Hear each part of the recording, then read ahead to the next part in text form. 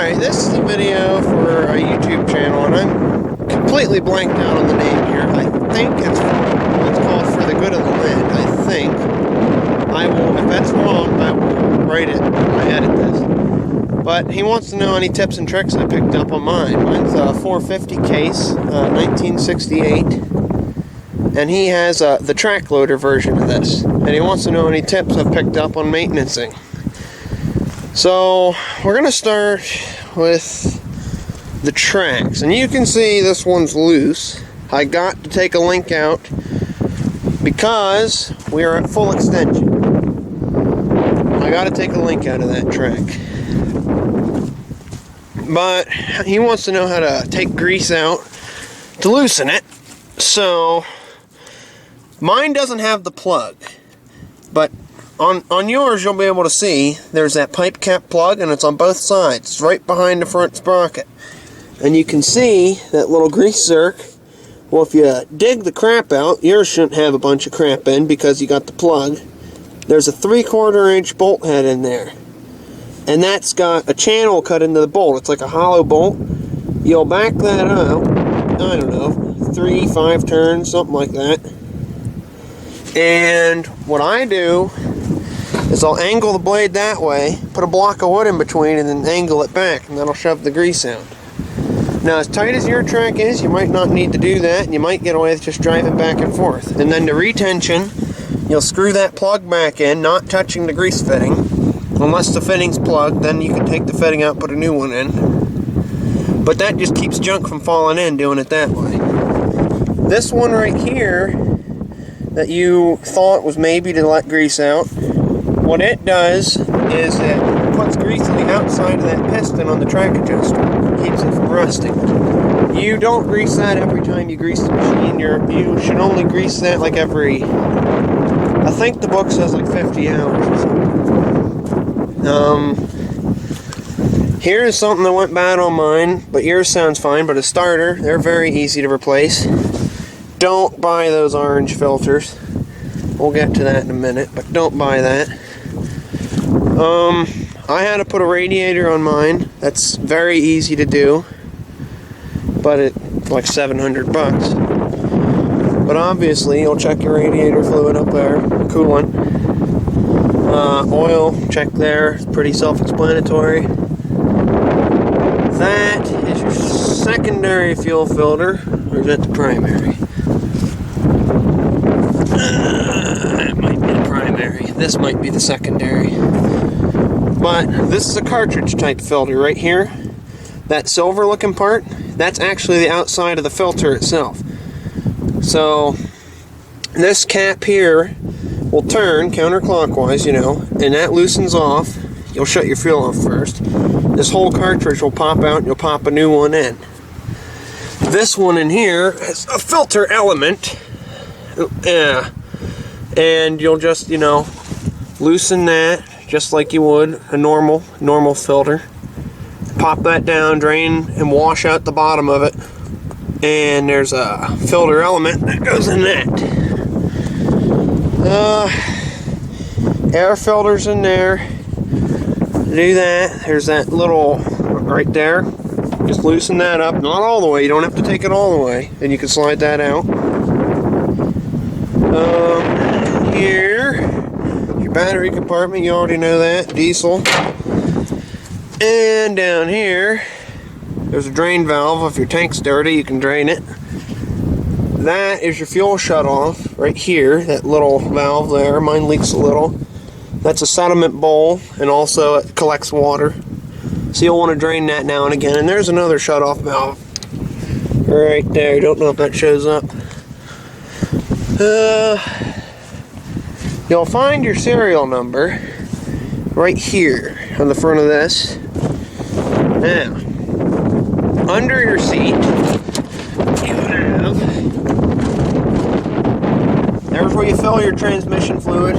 There's where you check it. Check it when it's running, just like a car transmission. For steering, if you haven't figured out all the finer points of this is your forwards, reverse, neutral in the middle. This is high, neutral, low. So if you're going straight forwards and you want to go as fast as possible, you set it up like that. If you want to turn to the right, you either pull this to the neutral for a slow turn, or that would give you a fast turn. Because that track will be put into slow now, and this one will be on the high side. So this one will spin faster. Now if you're pulling a load or pushing and you kick that in the neutral, sometimes that turns you faster doing it that way. This lever here is for high range and low range on your transmission. Right now it's in low, back there's high. Don't shift that when it's running. The manual says you can, but it doesn't always work. It even says that in the manual. It says sometimes you can shift it when it's running, but it's best to shut it off and shift it. You can see the sticker, it says range low high, and that shows you all that. I think yours will be set up the same with the throttle. That is all the farther I run it. There's a bolt underneath that stops it. You can adjust that a little, but that runs it at mine about 75-80%, maybe a little faster. And if you need a little bit more, that's that hand throttle, and that gives you a little bit more. But I find it's much easier to run it with the foot throttle. Left brake, right brake, use them together. Mine has this locking bar, it goes between, like that. So that'll let you use the brakes. Or you can use them independently to do a pivot turn. That's pretty self-explanatory. You pull this out to stop it, push it in, engine temperature, torque converter pressure. The torque converter temperature, that does not work on mine. Transmission oil pressure is usually 200 to 250, never above 250. Engine oil pressure, mine averages between 40 and 60, never less than 40, occasionally more than 60, but not often. Here will be your hydraulic tank, and there's a filter at the bottom of it. And to change that filter, these bolts that go around, you take them out. There's a little O-ring in there. I just reused mine. Well, it's a big O-ring, goes around the outside, or a gasket, I guess. You pull this whole top piece off. And it's best to do this when after you drain your fluid to change it, because the filter is straight at the bottom, and it just unscrews by hand. And that's how you change that. Now here, I don't remember, it has the pressure, that must be the suction line on the torque converter. There's a filter in there. This is the one you wash. You don't change this one. You can't buy one for that. You'll wash that in diesel and make sure it's really clean. And get as much diesel off as possible before you put it back in. Behind this plate here, you'll take out that bolt, and there should be two at the bottom. And in here, you can access, let's see if I can see it. Now I can see it, but you can't. There's another filter for the torque converter in there. And that is either the pressure line or something. I believe pressure. I might have got those backwards, but it really doesn't matter. One's an element, and one you'll figure it out.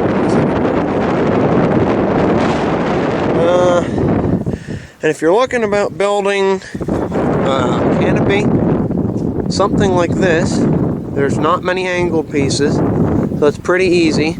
I think that's 1.25 inches or 1.5 inches wide by 5 the other direction, and I believe it's 1/4 inch long. So that should actually give you rollover protection. And they have it bolted on, or welded on, here, that's a piece of angle. And they have it bolted onto that. And they got this screen here, for like if you got a chain and it snaps, hit that, it won't, take your face off. And up here, they've got it bolted onto there. I don't know if you can with your loader, but that would be a decent solution to your problem, or build something similar. Now, I'll get my cross references out for the filter, and here's a book I'd recommend you buy. I'd recommend, instead of trying to figure it out on a computer, there'll be a link in the description, the operator's manual and the service manual. If you only want to get one, buy that one. But this one's also very helpful. This is the parts manual. It's just got all your parts and how things go together, but that has most of that. This is just an extra. This one you don't really need. Now the oil filter, a Baldwin B2, or whichever if you can't find the Baldwin, I don't recommend getting that one, but it's a PH8A. But between the two, you should be able to find a cross-reference. But the Baldwin, I think I was getting them from Granger. Now your fuel filter, the Element one is Baldwin F961C. And the cartridge type one, where is it? That's the cartridge one I was mentioning. That's a Baldwin BF838-F2. And your transmission for the torque converter, that's a Donaldson P552458. That's a pretty big size filter there. That's the one that goes inside that compartment. And your hydraulic filters, it's a Baldwin PT290, and that's the one inside of the hydraulic tank that I mentioned you got to reach into the tank to clean. Or not clean, replace. Now, the one in the tank you clean. Excuse me on that.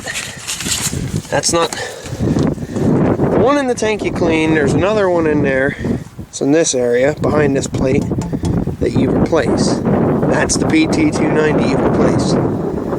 If any of that's unclear, let me know, and I'll take that plate off and show you.